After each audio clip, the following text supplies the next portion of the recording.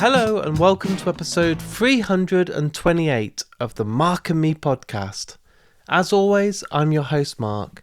Now joining me on today's episode is a very special guest, someone that I've wanted on this podcast for many years, and I'm thrilled to announce it's finally happened. And not only once, but twice. That's right, you're going to get a two-part special today, and I'm thrilled to announce that I'm joined by Frank Carter. Yes, from Gallows, from Frank Carter and the Rattlesnakes, and various other projects. But today, we mainly focus on his brand new album with Frank Carter and the Rattlesnakes called Dark Rainbow. Currently, my album of the year. It's going to take a lot to beat it. I've seen some people out there criticising it, saying that he's kind of changed and gone a bit more radio friendly, but I absolutely love this album, and I love the way he's changed, and I love the way that he's embraced it. And honestly, right now, as you're listening to this, please go and listen to the album. It's out there. Go and buy the vinyl, the CD, or go and see him play live, because right now the Rattlesnakes are on tour and they're one of the best live bands out there. So I'm so excited to share these two episodes with you in just a couple of minutes' time. Now you might be sitting there thinking it's a long time since you've had a two-parter, and the reason for this is we recorded it over 2 days.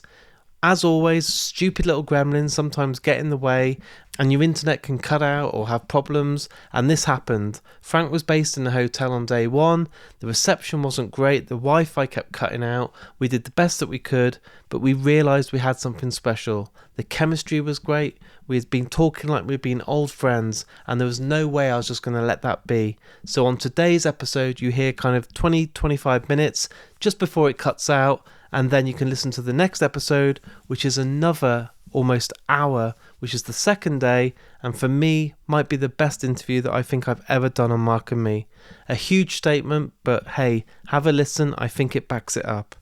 But in true typical Mark and Me fashion, just before I give you those two episodes, let's quickly touch base and talk about episode 327.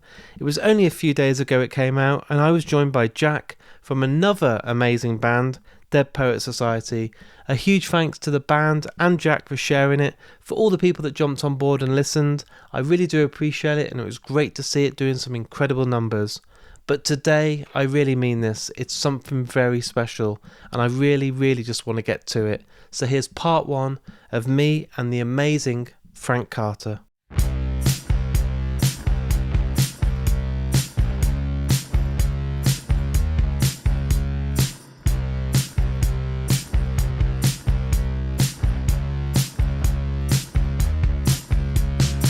So Frank, thanks for joining me today on the Mark and Me podcast. Thanks for having me. What I do with all guests that come on, it doesn't matter if you're an actor, a director, a musician, but I always like to take it right back to the very beginning. I'm really interested in, especially people that are songwriters. What was that first album you remember buying, maybe with your pocket money, or was given to you as a friend or a family, that made you absolutely love music? Yeah, there were a couple that are really memorable. One of them actually was Tragic Kingdom by No Doubt. Wow, Yeah. nice. I got that, I think maybe for my 14th birthday, 12th, or like really early formative years. And I got that, and I just got a CD player for my birthday, and that was the first record I got. I just fell so in love with it. I mean, the record itself is, kind of a masterclass of songwriting, and Gwen's voice is phenomenal. So yeah, that's up there.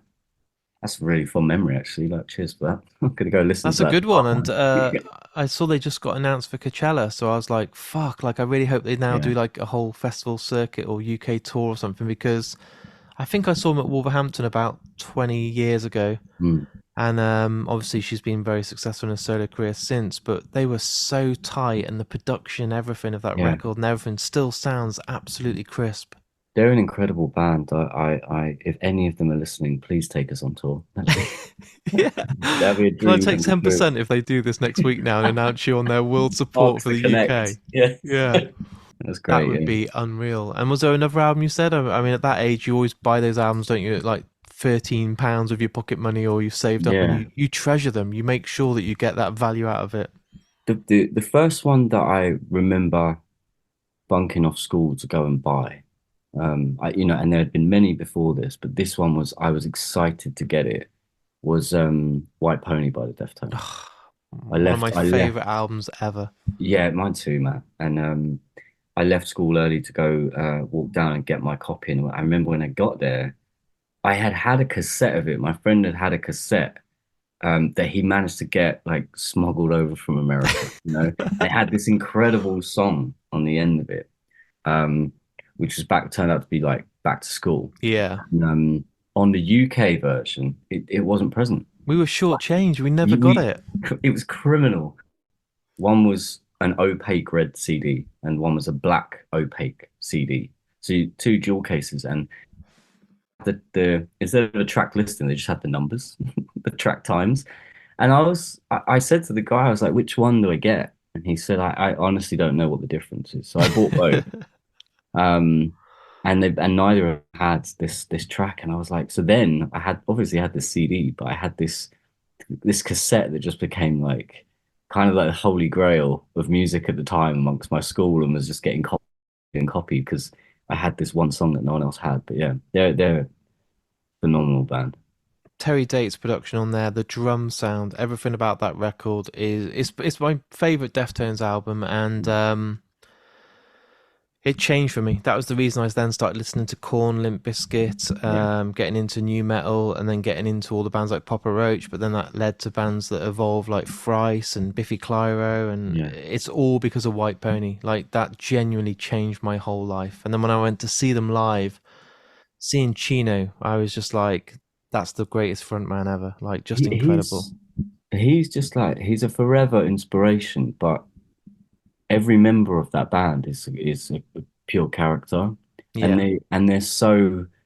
I just remember from an early age, kind of like being blown away at how relaxed they look. That was the thing that always got me. They all just look like they take it in their stride.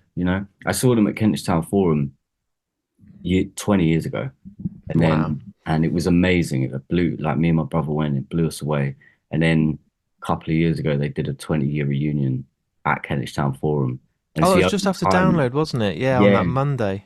and the only time I've ever called everybody I know in the industry to be like, who is someone is getting me into this.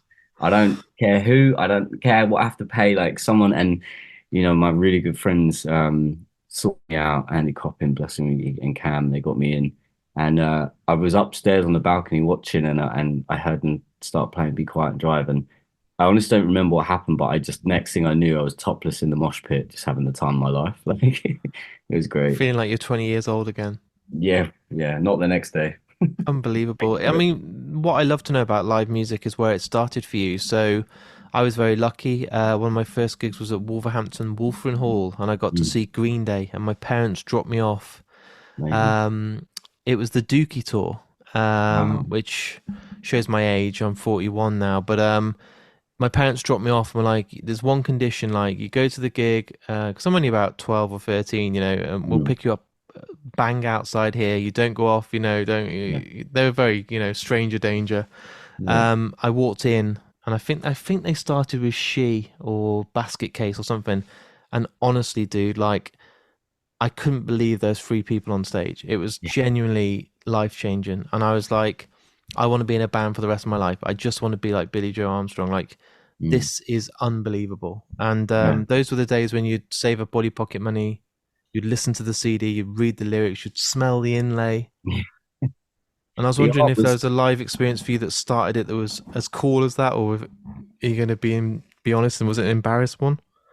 no, I mean that was it was that. It might have been Green Day. That was the first one that properly changed it. I queued Yeah. up to yeah, it was a little bit I mean, there were a few gigs before that I got the bug. System of a Down at the Astoria. I was Wow. like, I'm in here. Like this is my people and this is what I need to do. You know what I mean? I caught Chavo's Plectrum. Yeah, definitely changed it. But I queued up to get tickets when Green Day released Walk Down, No Woman. And I uh I remember queuing and watching them play at they played a gig at King's College and they played in Virgin Megastores on Oxford Street, and you'd get a wristband and come back at midnight. So we were in the queue at 5 in the morning, me and my friend Michael Frost, and we got these wristbands, met all these people. Then we went home, went back that night at midnight to see them play and get our album signed.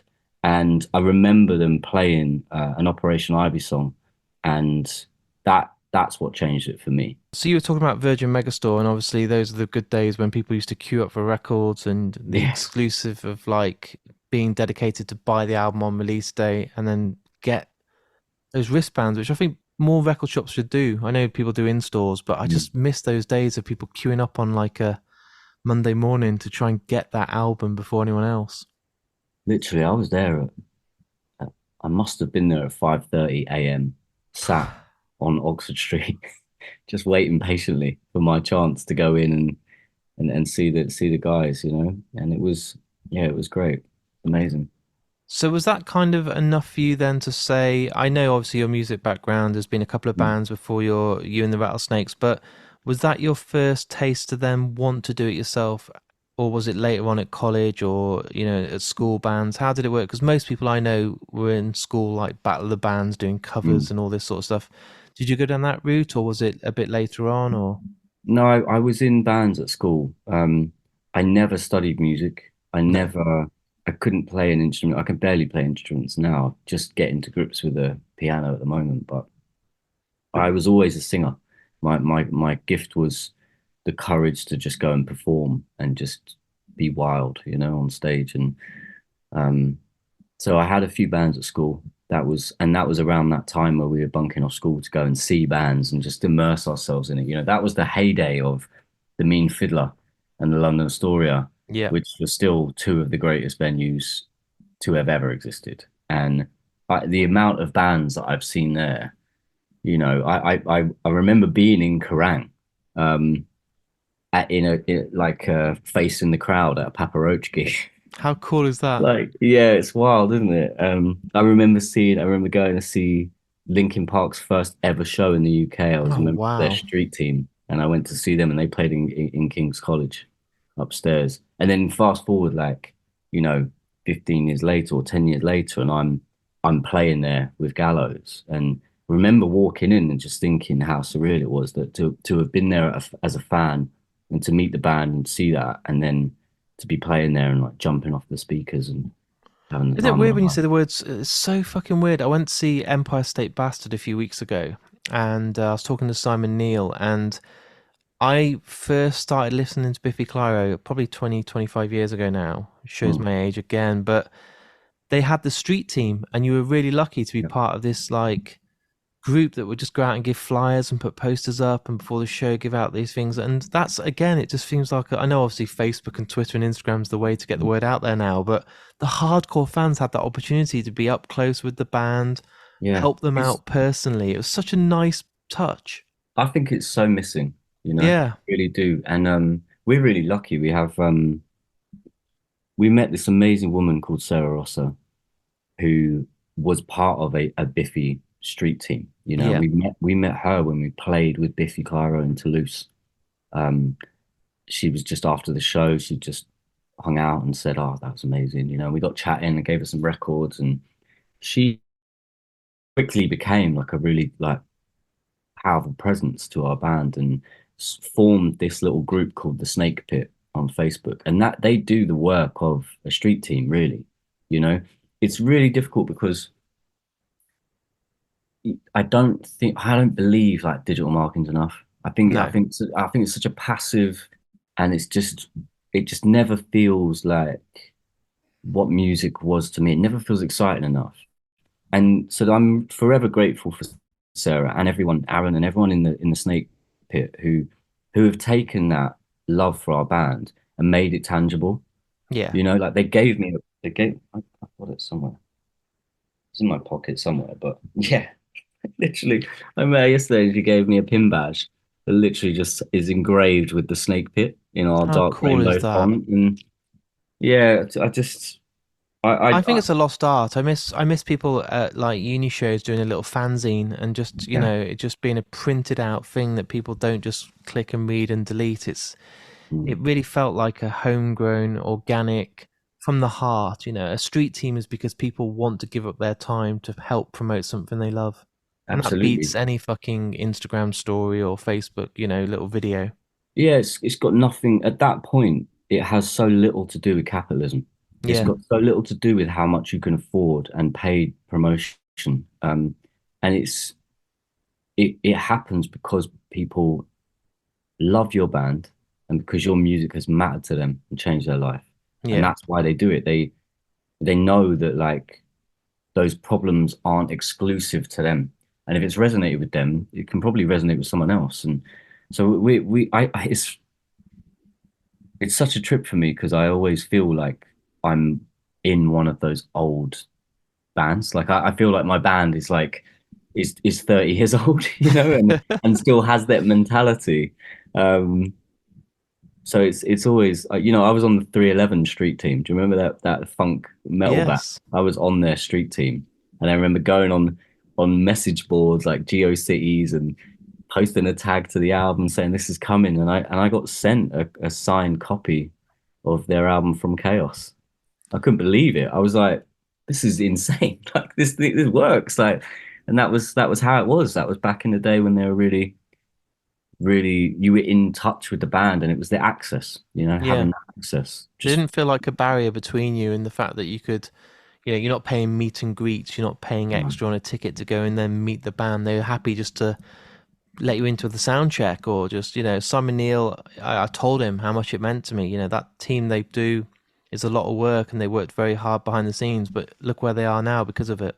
yeah, exactly. No, It's they're unreal. an amazing band, an amazing group of people. And obviously, you started then doing stuff at school and college and all this. And like you said, you weren't a guitarist or a musician. You knew you were going to be a singer.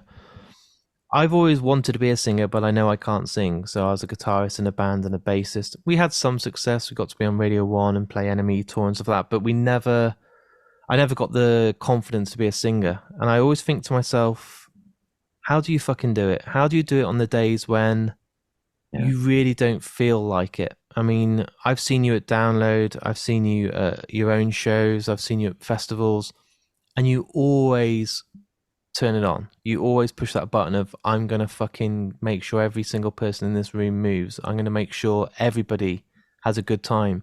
Mm. But surely, as a human being, before you go on stage, you can't always feel like, I can do this tonight. I'm going to have to put a mask Mm. on because I'm not feeling it.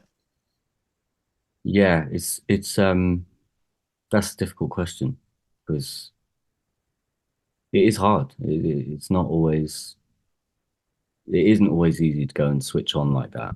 However, I try and remind myself of just how privileged the position I'm in, that is my job and that's my Yeah. responsibility, because I'm certain that there are surgeons out there that feel the same way, that have got like stuff going on in their life and they have someone's actual life in their hands. My job is to alleviate pressure from people. You know, I'm a musician, but I'm an entertainer. When Yeah. people go to see live music, they want an escape, and I can provide that in a safe way. So it's always about for me. It's about just a recalibration of trying to look at the bigger picture of it and just understand that I'm so lucky to do what I do. I'm incredibly grateful to still be. I'm grateful to be here talking to you now. 5 albums in on my third band. It's You amazing, isn't it? no, you don't get those kind of chances these days. No, no label is in this game anymore for artist development. I don't. I believe that I'm here purely out of stubbornness. Just Yeah. from my Taurus blood. I'm just I just want to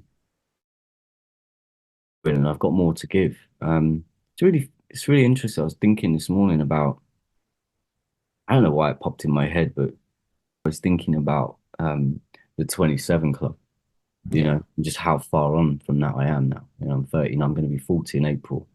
And I just think about how little actually there would have been of me in the world and what people's perception of me would have been had my life ended then, like it's a strange thing to think about. I don't know why, but I think probably because this band means so much to me, and I've learned so much about myself and the world, and I've really been able to see how this is. People tell me how this has changed their life. Our songs have helped them. So I just feel really lucky, man. I just feel really, really grateful to be here, still doing this. So. Do you think it's always going to be in your blood? Do you think there's? I know obviously you're a huge tattooist, and your heart is in that as well. And you're, as a creator, as an artist, there's all the passion that goes into that. But do you think there'll ever be a day that you just think, I can't do this anymore? Because I don't know you personally. Obviously, I met you today. I can see there's a spark. I've got chemistry with you. I feel like I've known you a long time from seeing you over the years. But I can safely say I can't imagine you saying, I'm done. I'm just going to sit at home and No draw. way. No, I love art and I love painting. I love tattooing, but nothing moves me like music. My gift is words. Out of all of that, that is truly like why I'm here. It's taken me a long time to realize that I had imposter syndrome most of my young adult and adult life. Yeah. And that led me down a road where I think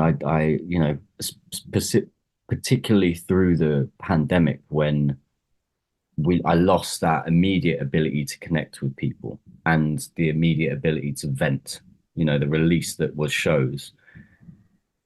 I went naturally quite deeply inward and then in doing that wasn't prepared and just fell into all of the wrong coping mechanisms. And that led me down a path where it ended with an opportunity to get motivated to be kind to myself, to learn about like, okay, what is causing me pain here, and what have I been ignoring? Because like you said, that ability to switch it on. In my early days, the switch on was blood. Yeah. I knew I could turn a show from being an okay show to having the entire palm and like the entire crowd in the palm of my hand. And I knew all I needed to do was bleed. Like I knew it. It was punk rock. And I would Yeah. just split my head open on whatever sharp thing I could find immediately. Like sometimes I'd wait 2 or 3 songs. Sometimes I'd get on and do it before I'd even sung a note, you know? And every time. So it just elevated it. And I look back now and I just think like over the decades of that was actual self-harm, and it was so lauded and so championed. And it's it it's hard to see that now, but that made me who I am, and it really I have a real care for myself. What I know, Mark, is that I want to do this forever. Like Yeah. I would like to be writing songs in a fucking home. Do you know what I mean? When I'm like with some of my buddies and we're all losing it and we're still I'll but be there. I'll be doing like episode 2865. Frank's back, you'll be in the corner, we'll be down by the river. Yeah. Like and it's I really believe that's what I want. I think about Johnny Cash late in his life recording Hurt by Nine Inch Nails Yeah. and the profound impact that had on the world. I just think like, why wouldn't I want to be here as long as I can, singing and writing? So I think actually what you're about to see is me step away from most of my other artistic endeavors and focus on music in a way that I never have, which is wild to say, given that it's been my main career for 20 years almost. I followed all your career with Gallows, with all your projects you've done, but I'm not just saying this. I've listened to Dark Rainbows for about a week now. I had an advance copy and been listening to it on repeat. Mm. And I swear to this, I've literally just had a text conversation with my good friend Darren. It's my album of the year, and it might only be the 1st of February, but I can't see what can come along to top this. The moment I stuck it on, instantly my heart was saying, fuck, this is like Queens of the Stone Age. This is like Death from Above 1979. This has got elements of Arctic Monkeys. Again, you've changed the fucking wheel. You have not played it safe and just been the same band. You've evolved, and my favorite bands are always the bands that evolve. So in my heart, Thrice will always be there as a band that I've just seen go from one band to another, but it's always Thrice, but no album plays it safe. Even bands like Paramore, I've got so much respect for that they just fucking, as musicians, as a group of people, they've evolved. And you've done it. And on this album, I truly mean this. It's your finest ever work. It's fucking flawless. And I've only had it a week. And I can't wait to be in the car and listen to it more. I can't wait to see it live. Mm. Hats off to you, dude. It's it's You've made me cry, mate. it's I beautiful. thank you very much. Yeah, I mean, it means a lot. It does. It's like it's hard because like the weeks before, I was just fielding such abuse from people that, from strangers who don't know me and like have an idea that I am I'm one thing, and they're just desperate for me to do that. And it's as if I'm not valid as a human if I'm not doing that. And I try and sort of express to them that there's just so much more in life than hate. Um, and while I'm good at that, unfortunately, it's just not, it's unsustainable for one person to channel that their whole life. Um, so it's really, really nice to hear that. And you're not the first person that's told me it's their album of the year. I'm always, I felt a bit skeptical, but I don't know. So many people have said it now. I'm like, oh, maybe it has asked a chance to bridge the gap. And There's so much crap and hate and like kind of trolls out there. mm, And you only have to see it with a band like Sleep Token, who I think are fucking unbelievable. yeah, What they're doing is just astonishing, and the rewards they're now having of selling out an arena in 10 minutes mm, and going to America, and they deserve all the credit and praise. But it's cool to hate them. Like, it's mm, cool on Instagram for someone to be like, yeah, well, they're not the fucking same band they were 5 years ago and they've sold out. And I hate that expression. I hate yeah. it. And I've seen it for Foo Fighters, I've seen it for Pearl Jam, I've seen it for Deftones, and it frustrates the life out of me. And I've seen comments, Frank Carter isn't the same that he used to be. Yeah, no. But why would you want to fucking sit in the Right. same boat and never go to any other islands? Like, surely Yeah. that would bore the hell out of you. And you can be the fucking person that you want to be. You shouldn't have to be, oh, I'll just play it safe and keep people happy. Like, life It's life isn't about that. no, it's not, and it's so wild to me. Like none of us are the same person that we were yesterday, No. let alone a fucking year ago. And yet I still am really the only person that can get on stage and sing Juggernaut and fucking mean. Do you know what I mean? And I do Yeah. still. Like there's as much conviction as there is to the way I sing "Can I Take You Home" or "Some Bright Golden Happening." You know, any song from our catalog, it's mine, and you're going to get it at 100%. So it's always so confusing. I'm like, you've loved the song so much that you've missed the person. Yeah. You've missed the band. You've missed everything that's made that song up. And also, unfortunately, you've missed an opportunity for yourself to grow. And you've kept yourself. And that's the thing I got to remember is some people are quite happy where they are. Um, I guess that's not my role though. Like if there's a hate group record. Satisfaction is the death of desire.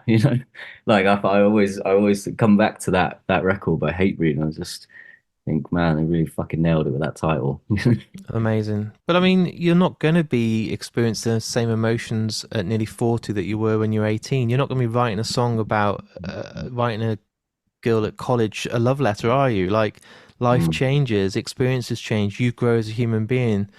And what I've picked up on today's interview is you said, I think you're a bit happier in the skin that you're in right now. If I'm right in saying that, you've probably gone through the bad times to come out stronger. And if you're comfortable with who you are now, isn't it fucking great that I've read an interview recently where you're releasing the music you want to release? You're singing the songs that you want to sing, that you've written. absolutely. Isn't that Yeah. fucking beautiful and pure instead of, oh, a It's record it's label's told me to write a 3 minute pop song for Radio 1? yeah, we couldn't do that if we tried. Um, it's funny because you said you wouldn't be writing a love letter to but it is. It's a love letter to myself. It Yeah. really is. And And it will resonate with anyone that's looking for that, that's trying to find ways back to themselves where they feel lost. That's what this record is. I lost myself completely, and this record helped me find my way back to that, to an authentic version of myself. And it's funny also what you said about skin, because snake sheds his skin all the time, Yeah. but it's still the same snake. Do you know what I mean? And that's what I think about us sometimes. Sometimes we might look a bit shinier, but we've still got all the venom, you know. So I can't wait to get on tour next week to play these songs, because it's going to be really, really special, you know. And I think that's gonna. Have I lost you completely? There you go. You're did, back. just about coming back on tour. And that right there, ladies and gentlemen, is the moment that the Wi-Fi went and we couldn't get it back. Technology sometimes is a bastard, but there's something quite magic about the fact that we went home, we reflected on that interview, and we came back stronger for the second part on day 2.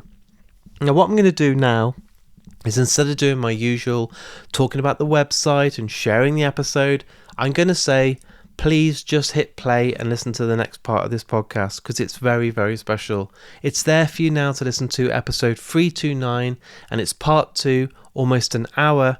And as I said at the start of today's interview, I truly, truly believe it's the best interview I've done. And normally now you'd have the guest choose the outro music. I haven't done it this time around. What I've done is I've actually chose a track that is my favourite of the new Frank Carter album. So have a listen to it. Hopefully it makes you think, yep, I want to listen to more, and then go and check out the album. But first, part 2 is ready. So all I'm going to do now is say I hope you enjoy it. Thanks for listening to this part, and I'll see you all on the other side.